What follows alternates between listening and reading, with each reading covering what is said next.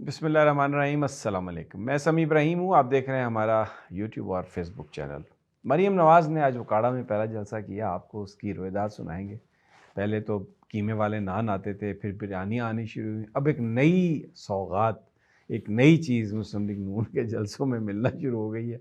लेकिन मैं आपको बताऊँ, मरीम नवाज़ का जलसा, जिस तरह इन्होंने कैंपेन बिल्ड की थी, जिस तरीके से वहाँ पर लोगों को लाने की कोशिश की गई, सरकारी सारे वसाइल जिस तरह इस्तेमाल हुए, अगर उसको देखें तो it was A flop show. Otherwise ये एक सारे जो इर्द गिर्द के MPs MNAs हैं, वो भी बंदों को लेके आए। लेकिन अगर सरकारी मुलाजमीन की इसमें शमूलियत ना होती और स्कूल के बच्चे इसमें ना होते, जो ज़बरदस्ती कॉलेज और स्कूल छुट्टी होके वहाँ पर आए, तो शायद इतना बड़ा जलसा ना होता। दूसरी जानिब खबरें ये आई हैं कि आरिफ अलवी साहब ने बहुत सारे मामलात कुछ इस तरह के किए हैं कि इमरान खान साहब ने उन्हें, मतलब इमरान खान साहब उनसे खुश नहीं है और ये समझते हैं कि इन्होंने बीच में जो कुछ किया है उसका नुकसान PTI को बहुत ज़्यादा हुआ है। तीसरी चीज़ आपको ये बतानी है कि आज बहुत सारे इलाकों से फुटेजेस आई हैं, ख़बरें आई हैं जहाँ पर PTI ने अपने इलेक्शन कैंपेन जो है उसका आगाज़ किया है, तो उसमें बहुत ज़्यादा पज़ीराई मिली है और बहुत ज़्यादा बड़ी तादाद में लोग जो हैं वो सामने आए हैं। तो सबसे पहले तो ज़रा मरीम नवाज़ का जो जलसा है जी, आज उसका आपको बताते हैं कि किस तरीके से वसाइल इस्तेमाल हुए। जो इलाके में जो कॉलेजेस हैं, स्कूल्स हैं, 11:30 बजे वहाँ पर बच्चों को छुट्टी दे दी गई, मैसेजेस दे दिए गए और फिर उन बच्चों से कहा गया, उनको गाड़ियों में बिठा के उनको भी जलसागाह में लाया गया। जलसे में तादाद बेहतर थी। मैं ये नहीं कहूँगा कि कोई टोटली फ्लॉप जलसा था। कैमरों के एंगल बड़े ज़बरदस्त थे, लेकिन अब आप उसमें मुकम्मल तौर पर आप चक्कर नहीं चला सकते। अब एक ड्रोन का शॉट है। मैं हमारे एसोसिएट हैं हसन साहब, उनसे मैं ये चाहता हूँ कि आपको दिखा दें। ऊपर से शॉट है तो अच्छा, अब उसमें धुंध भी नहीं छुपा सकी। वो एक प्लॉट है, उसके अंदर कुर्सियाँ बिछाई हुई हैं और कुर्सियों पे लोगों को बिठाया हुआ है और एक तादाद पूरी की हुई है। अच्छा, फिर इसके बाद एक नई चीज़ हुई है। वहाँ पर शायद जो कैंडिडेट हैं, एक कैंडिडेट उनकी को अपनी घी की कोई फैक्ट्री शैक्ट्री है, अहमद बनास्पति। तो अब जनाब वहाँ पर घी के पैकेट लोगों को बाँटे गए हैं जनाब। कहा गया कि जो भी इस जलसे में आएगा उसको घी मिलेगा और इसमें बाकायदा तौर पर ये अनाउंस किया गया कि कैसे होगा। यानी अगर सिंगल कोई आएगा बंदा या बंदी तो वो तो एक पैकेट ले जा सकता है, लेकिन अगर फैमिली है तो बाल्टी। यानी आप ये देखें कि ये इतना इनके पास पैसा है, इतना इनके पास वसाइल हैं कि जनाब वो घी के बाद अब जो है घी बांटा जा रहा है। इस पहले आपको याद होगा ये कीमे वाले नान आते थे, मियाँ साहब के हाथ दिल का इतना बंद है फिर भी वो कटे का कीमा जो होता है उस वाले वो नान खाते थे। अच्छा, फिर उसके बाद बिरयानियाँ, तो पटवारी मर गए बिरयानियों पे। यानी बिरयानी के डब्बे और नाच गाना और ये वो इस तरह की चीज़ें होती थी। तो अब घी आ गया जनाब। तो जहाँ जहाँ जो भी इनके कैंडिडेट्स हैं उनके पास जो जो सौगात हैं वो दी जाएंगी। लेकिन अगर हम देखा जाए कि जिस तरीके से बिल्डअप किया गया था, जलसा उस हिसाब से नहीं था। इतनी ज़्यादा सपोर्ट, और फिर आप ये देखें कि बल्ला मुकाबले में नहीं है, इमरान खान जेल में है, PTI वर्चुअली एग्जिस्ट नहीं करती सिवाय इसके कि हर पाकिस्तान का जो गरीब आदमी है, जो पाकिस्तान में तब्दीली चाहता है, उसके दिल में है PTI, उसके दिल में है इमरान खान, बाहर नहीं है, क्योंकि बाहर डंडा है। वैसे आज कहा मरीम नवाज ने कि जो इंतखाबी निशान है PTI का वो बल्ला नहीं, वो डंडा है, डंडा। और फिर उन्होंने थोड़ा आगे कहा कि वो डंडा जो है लोगों पर वो बरसा है और उसने लोगों को मारा है।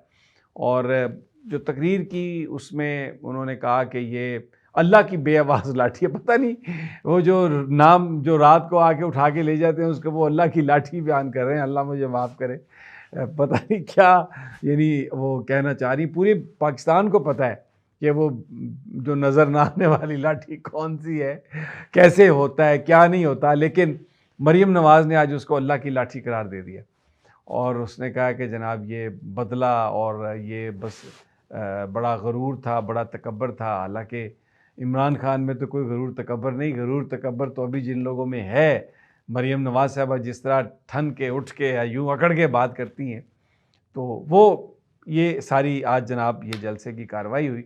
सो basically Muslim League Noon failed today to kick off a impressive campaign. Actually ये हुआ है, ये बड़ा अभी आपको ट्विटर पर नज़र आएगा, और वो जो उनके अपने प्रो नून लीग जो जर्नलिस्ट हैं वो आपको बड़ी इसके बातें करते हुए नज़र आएंगे, इसके बड़े मुख्तलिफ एंगल से, कैमराज से इसको मुख्तलिफ छोटी छोटी जगहों पर खड़ा करके, यानी वो 1500 से 2000 2500 तक लोग हैं, लेकिन कैमरे में आप उन्हें 10,000 दिखा सकते हैं मखसूस एंगल से। आप देखेंगे ये सब चल रहा है ये।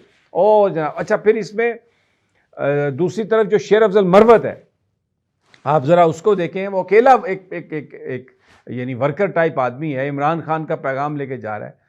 आज मीरपुर ख़ास में, हैदराबाद में जिस तरह उसका इस्तकबाल हुआ है, यानी तिल धरने की जगह नहीं थी जिस हॉल में भी वो गया है, जहाँ पर भी वो गया है। स्ट्रीट यानी वो वर्कर्स मीटिंग है सारी। तो पीटीआई जो है, लोगों की जो सपोर्ट है इसमें कोई शक नहीं, लोग अब वोकल हो गए हैं, बाहर आना शुरू हो गए हैं, और वो डट के खुल के वो बात कर रहे हैं कि हम इमरान खान के साथ हैं।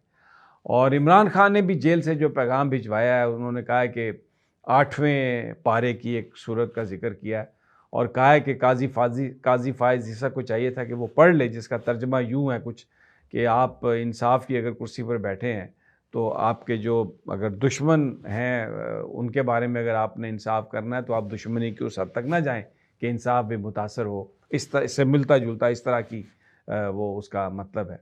तो खान की तरफ से पैगाम यही है कि ना वो झुकने वाले हैं, ना वो डरने वाले हैं, कोई इलेक्शन का बायकॉट नहीं होगा, और सिस्टम को तब्दील करने के लिए भले इन्होंने बड़ा नुकसान पहुंचा दिया है, लेकिन वो इंतखाब लड़ा जाएगा, और बिल्कुल कोई उसमें वो नहीं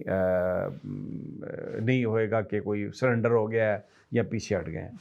दूसरी जानब आरिफ अलवी साहब जो हज पर गए थे, और उनकी गैर मौजूदगी में जो इस लेजिस्लेचर पर सादिक संजरानी साहब ने बतौर कायम मकाम सदर दस्तखत कर दिए थे कि जो सज़ा है ताहयात नाअहली की, उसको कम करके तो 5 साल कर दिया गया इलेक्शन एक्ट में तब्दीली करके। अगरचे चाहिए तो कॉन्स्टिट्यूशनल अमेंडमेंट थी, लेकिन शेर अफजल मरवत ने यह बताया कि जो सदर आरिफ अलवी का 3-4 दिन की छुट्टी लेके जाना और वहाँ पर हज करना, और इसके इसके बाद में ये लेजिस्लेशन हो जाना, और फिर मिलिट्री कोर्ट्स की लेजिस्लेशन भी उसमें की गई, तो वो ये समझा जा रहा है कि ये it was type of A compromise. और उसमें ये समझते हैं इमरान खान साहब के अलवी साहब ने नुकसान पहुंचाया, लेकिन इसके बावजूद उन्होंने, खबरें ये हैं कि अलवी साहब के बेटे को बावजूद इसके कि बहुत सारे पार्टी कायदीन ने मुखालफत की, लेकिन कराची से उन्हें टिकट दे दिया गया। अब सिंध में इस वक्त शेर अफजल मरवत जो हैं वो एक अकेला आदमी मुख्तलिफ शहरों में जाके कारकुनों में तहर्रुक पैदा कर रहा है, और मरीम नवाज के जलसे से ज़्यादा लोग थे बाय द वे कराची में, और जहाँ पर आज वो सिंध के इंटीरियर में मीरपुर में और दूसरी जगहों पे गया है, वहाँ पर ज़्यादा लोग थे। तो ये जनाब हमारे पास अभी तक की है, इंशाल्लाह आपको अगली भी अपडेट देंगे। अल्लाह निगहबान।